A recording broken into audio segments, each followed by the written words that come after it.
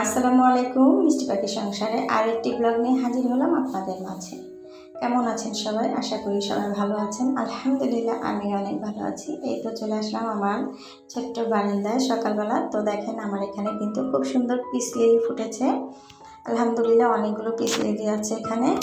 তো সেটা আপনাদের সাথে শেয়ার না করলে দেখা যাচ্ছে আমার মনটা একদম ভরবে না, সেজন্য।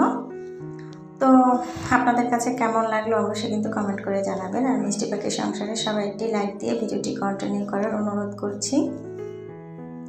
যে যেখান থেকে আমার ভিডিওটি দেখছেন, দেশ ও দেশের বাইরে, সবাই একটি লাইক দিয়ে আমার ভিডিওটি দেখা শুরু করবেন। তো এখানে দেখেন নীলকণ্ঠ ফুলগুলো কিন্তু অনেকগুলো ফুটেছে। তো আমি তো আবার ফুলের চা খেতে খুব বেশি পছন্দ করি, সেজন্য এখান থেকে কিছু ফুল আমি পেরে নিচ্ছি। তো দেখা যায় অনেক সময় শুকনো করেও খাই, আবার কাঁচা ফুল দিয়েও খাই। তবে কাঁচা ফুল দিয়ে কিন্তু চা খেলে অনেক বেশি ভালো লাগে। তো এই ফুলগুলো আমি দিয়ে ভাবছিলাম যে আপনার সাথে একটা চার ভিডিও শেয়ার করব। তো এটা দিয়ে আজকে আর চা শেয়ার করব না, অন্য একদিন শেয়ার করব, যেহেতু এটা ফুল শুকিয়েও রাখা যায় সেজন্য।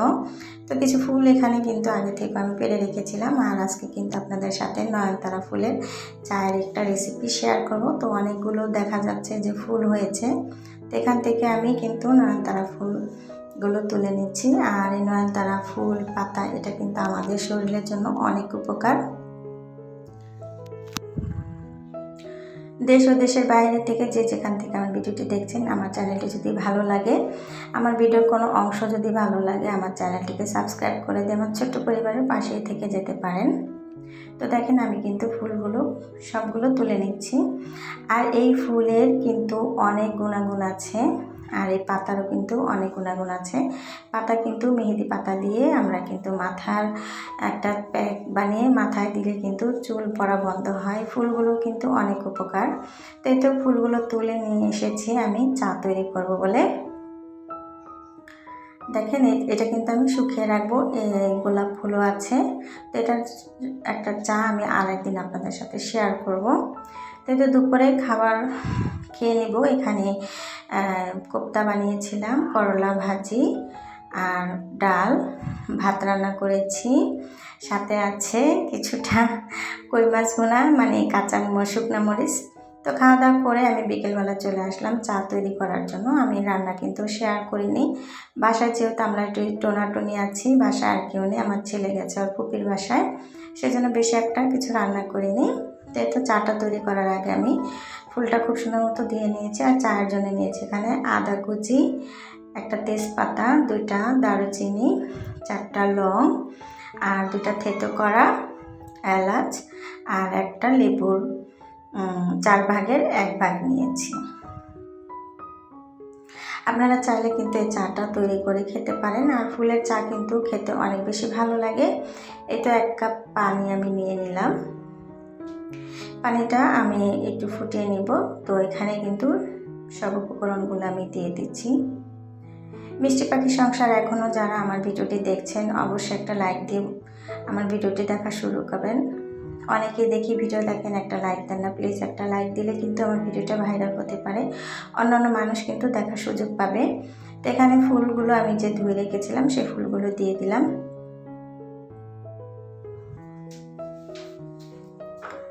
তো এবার আমি একটা ঢাকনা দিয়ে ঢেকে দিব।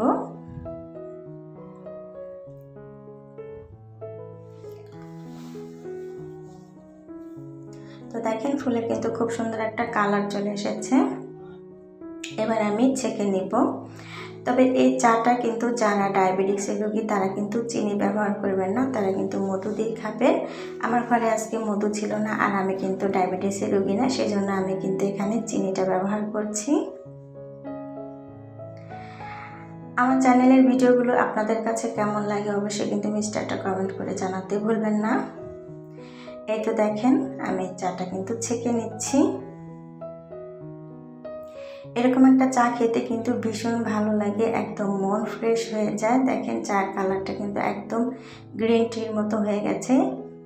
আপনারা কিন্তু এভাবেও খেতে পারেন, তবে লেবু রসটা দিলে কিন্তু একদম কালারটা চেঞ্জ হয়ে যাবে। আমার কাছে কিন্তু লেবু রস দিলে অনেক বেশি ভালো লাগে, সেজন্য আমি লেবুর রসটা দিয়ে দিয়েছি। আপনারা কিন্তু এভাবেও খেতে পারেন, অনেক বেশি ভালো লাগবে। কালারটা দেখেই বুঝতে পারছেন একদম গ্রিন টির মতো হয়ে গেছে। এবার দেখেন লেবুর রসটা দিলে কিন্তু একদম কালারটা চেঞ্জ হয়ে যাবে, মনে হবে যে লেবুর পানি। তো দেখেন খুব সুন্দর, কিন্তু ফুলের একটা যে কালার সেটাও কিন্তু আছে, একদম যে পানি সেটাও না। তো দেখেন এই তো একটা ফুল দিয়ে দিচ্ছি সৌন্দর্যের জন্য। এই তো দেখেন এবার আমি বারান্দায় চলে এসেছি, চাটা খাবো আর আপনাদের সাথে এখানে চাটা কেমন লাগে। আমি কিন্তু বারান্দায় এসে আমার মনটা একদম ফ্রেশ হয়ে গেছে যে এমন একটা চা আপনাদের সাথে আমি শেয়ার করতে পারছি। তো মিষ্টি পাখির সংসারে সবাই ভালো থাকবেন, সুস্থ থাকবেন।